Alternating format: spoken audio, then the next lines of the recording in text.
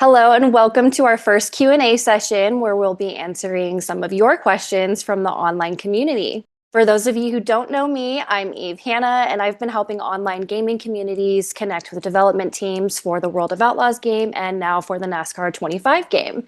And here we have with us today Matt Lewis. Matt, if you would like to just introduce yourself to us. Sure. I'm Matt Lewis. I'm one of the producers on NASCAR 25. I've been in and around motorsport video games for a long time now, almost 20 years, dating back to the EA titles with NASCAR Thunder. Wonderful. And all that said, I just have to ask, how has your experience been with our community, with the NASCAR 25 online community? Are you really reading all these posts? Are you really reading all these comments? I read more than you would believe. I've been saying since before we shipped this game that the team and I are fans first, right? And so I remember the days very well where I was on the other side of the fence and, wanting to get as much information as I could from the developers. And um, we don't like to talk about the past too much, but we do acknowledge that it's been a bumpy road for NASCAR fans for the last, I don't know, 6-ish years. And so we respect that. We know that we had sort of a high bar that we had set for ourselves and that the consumers had set for us. And so we've really tried to be cognizant of not just delivering on the game, but being open to listening to feedback and hearing what people have to say. And we've got thick skin. We can usually deal with whatever people have to say, but it's good for us to just kind of interact and be in there answering questions and helping people out. So. Since you are so active in the community, I know that none of these questions that I have for you today are going to be at any surprise to you. So I think I'll go into the biggest one, which is, can we expect any patches or updates for NASCAR 25? 100%. So we've actually got another patch coming sometime next week. I don't know the exact date yet, but definitely got some more fixes on the way. And one of the things that I see a lot, not just in this community, but all across social in general, is this notion of like updates versus fixes versus a patch. What does that really mean, right? So I'll give you an example, which is like um, the part-timers showing up in career mode and winning a lot of races and sometimes winning championships, things like that. Like that was a design decision that we had to make a long time ago, many, many, many months. And we knew there would be some trade-offs. We knew there would be some potential things that would happen like that. And so that's not really a fix because it's sort of a known thing that we made a decision on, right? Will we fix it in the future in future games? Absolutely. But there's a difference between a feature request and just a fix, right? And so we have to be careful to say we don't expect to add a ton of features to NASCAR 25 because we're saving that for future iterations and a 3-year plan and all those things. But we try to at least hit anything that's stopping your career mode, stopping your advancement, or truly stopping your enjoyment of the game. Like even the part-timer example, right? Like it can be frustrating in career because it's not super realistic, but it's not hindering your game. It's not breaking your career. It's not any of that stuff, right? So that's sort of how we weigh those two versus each other. But as far as fixes and all of that, we can expect to see those fixes coming. Yep, 100%.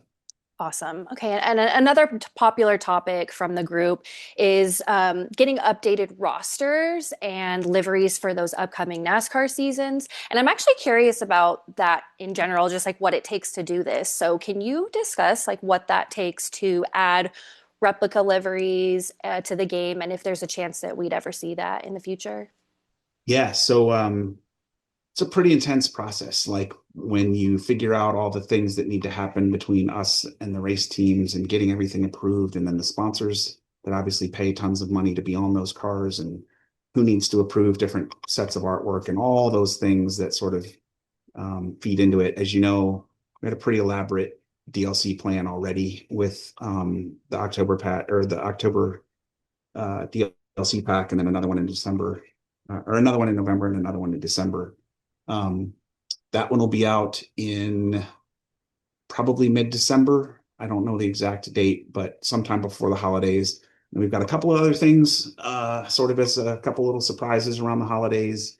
Um, the answer on the 2026 update is we're not sure yet. So obviously in the past, a lot of NASCAR games have done that. I think ultimately long term, we'd like to get back on a cadence where we're able to do that. It's just with a year one effort and us sort of trying to get our footing and trying to get everything to take off in the right direction. I'm not sure we'll do that this year or not, but it's definitely sort of a North Star of what we want to get back to eventually.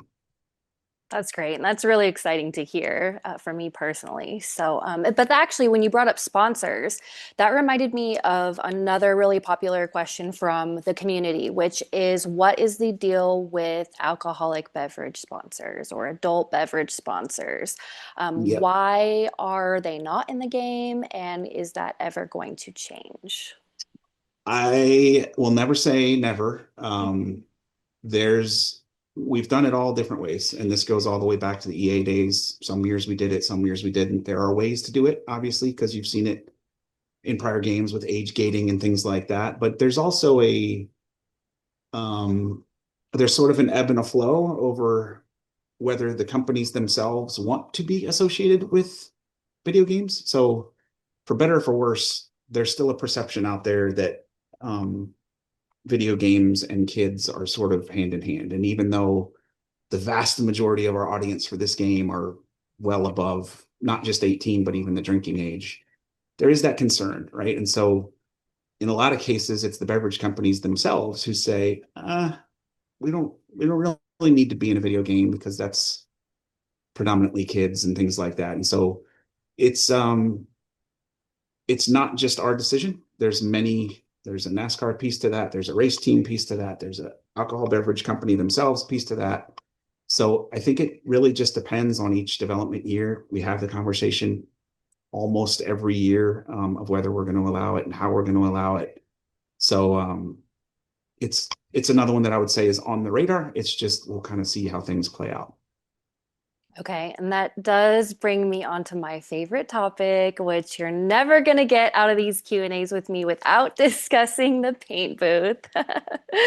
I have to take it there because now you got me thinking about liveries. So, my question for you is what kind of options are we going to have for the paint booth in the future? For example, are we going to have more shapes? Are we going to have the ability to share our designs, do custom designs online, colors, etc.? So if only I knew somebody who could give us some tips on how to make the paint look better, it'd be so much easier. Do you know anybody that could help there? Let me Um, know if you find her. yeah, yeah.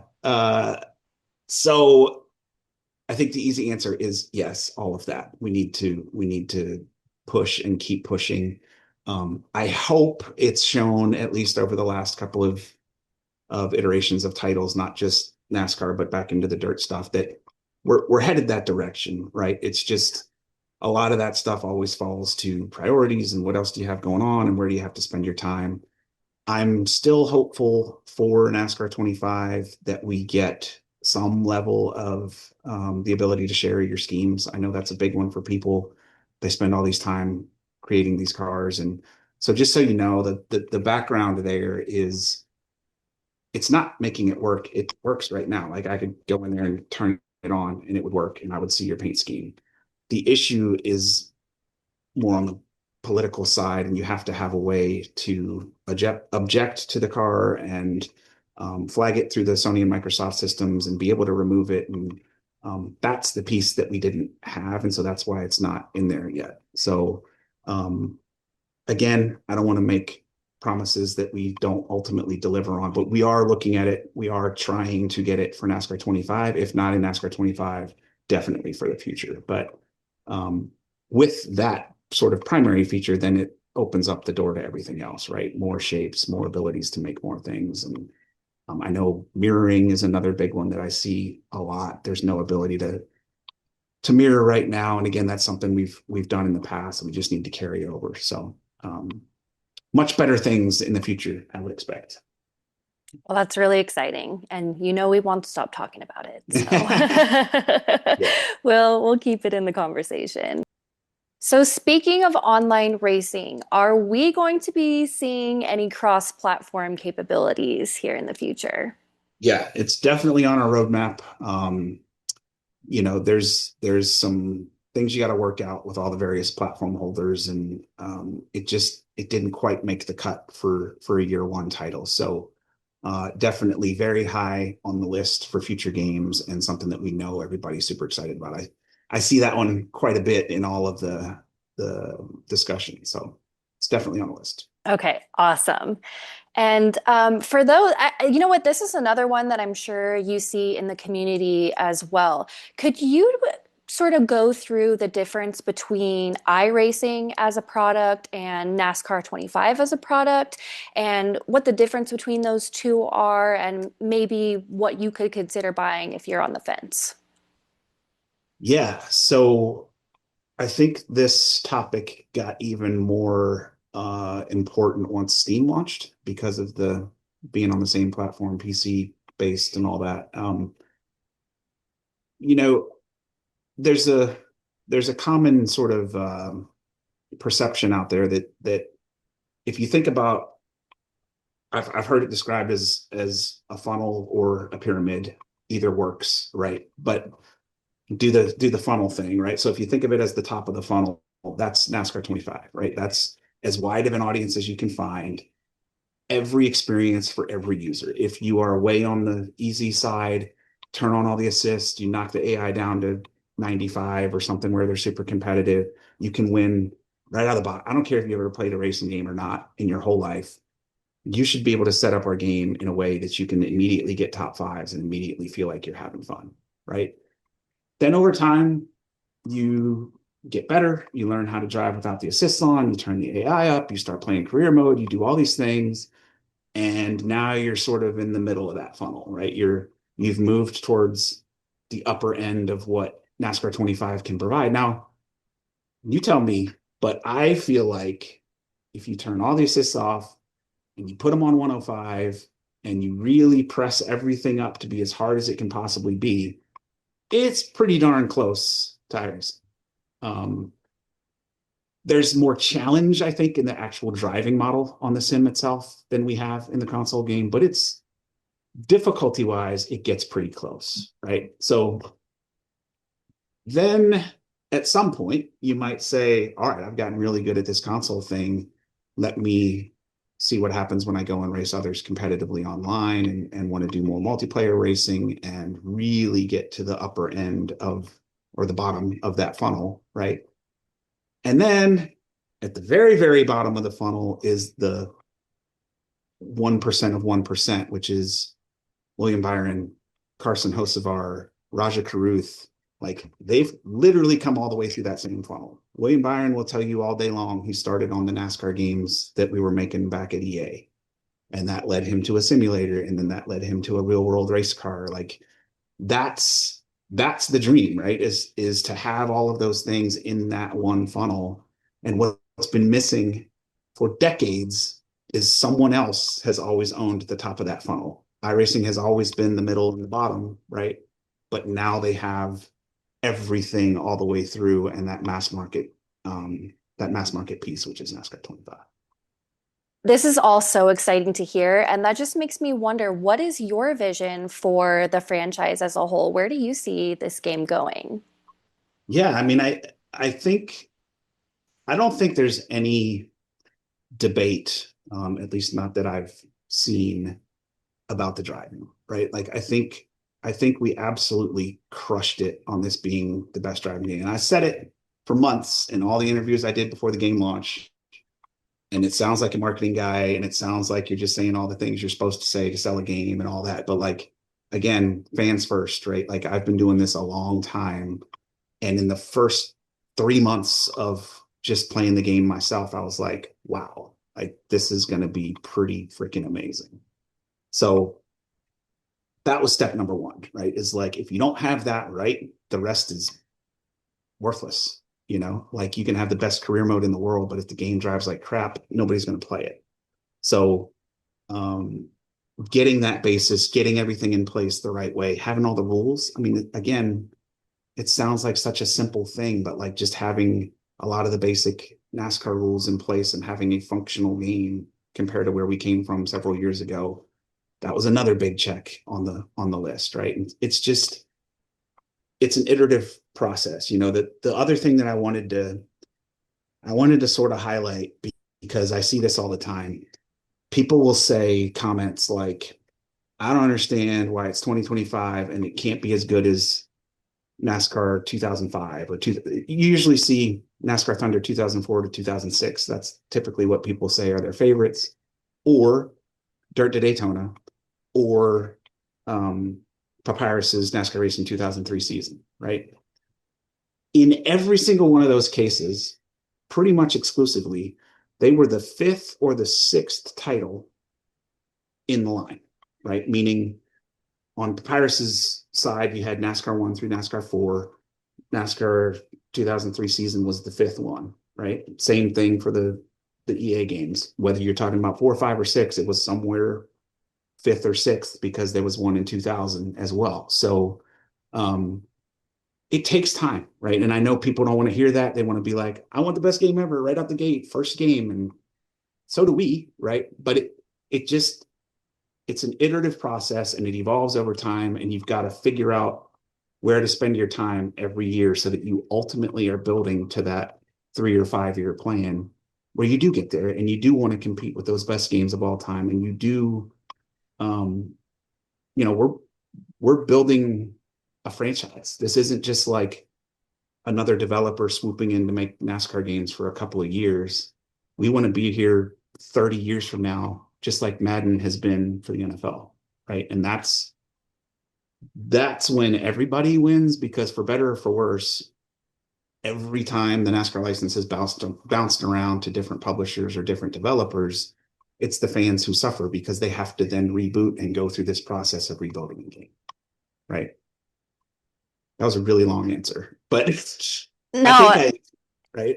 yeah, it was a great answer. And honestly, it makes someone like me and someone who's involved with the community, it's so exciting that we can be part of shaping that and Yeah, part of these early stages of growing and fine-tuning and moving forward because it is heading towards a major franchise and you got to start somewhere. So we're yeah, having fun here in the group. And on that note, what can we as community members do to give you our feedback? Where should we be providing you that feedback? yeah. I mean, I always say whenever I try to comment, like, first of all, I don't comment to the negativity at all. It is what it is. We hope that groups like this can really focus on constructive criticism, right? Like I said, we have thick skin. We can take it. We know just as well as anybody else do where the weak parts are of the game. It's not like it's news to us, but bringing it to us in sort of a constructive tone, helping us understand what and why certain things are more important than others, right? To us, the most important thing isn't the breadth of things that need to be fixed. It's what's more important than the other, right? And especially in like I said, sort of a reboot phase of where you had to start the title over on a new engine and do all the things that we did. That's the daily struggle for us as a dev team, is like, yeah, I know we need to do that thing, but if this thing doesn't happen, it doesn't even have NASCAR rules or whatever, right? Like there's this constant push and pull where you've got to get the prioritization right. Um, so that's a big piece for the community, is helping us understand that. But then also, I think building some trusted just relationships. Like I've had guys through this Facebook group that have helped me track down bugs, or help, like they'll say, oh, I've had such and such happen with my wheel. And I'm like, we've run 200 hours of testing on this. We've never seen it. And they'll send me videos, or they'll get on with their buddies to show me ways that they can recreate it with 100% accuracy. And that's super helpful, right? Because it's like when you're out there in the world and playing the game every single day, you're obviously going to see some things that either we missed or we didn't know about. And especially with wheels, I don't even know how many wheel combinations there are now. There Yeah. used to be Yeah. pretty easy, right? Used to be there's like two or three on Xbox, two or three on PlayStation.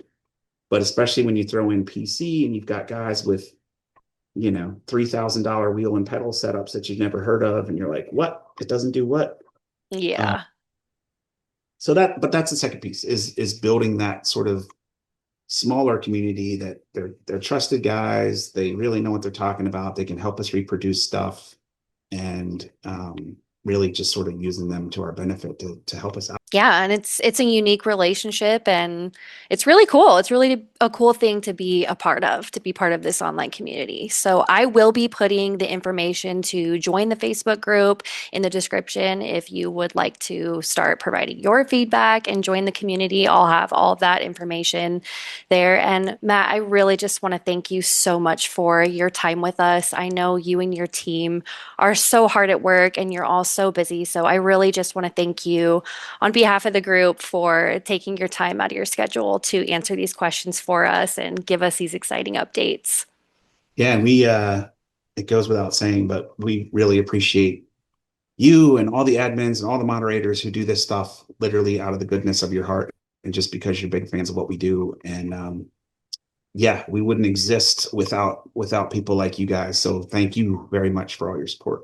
Of course, absolutely. And I really look forward to our next discussion. Like I said, this is only episode one. This is our very first session of many. So I look forward to the next one. Thank you so Awesome. much.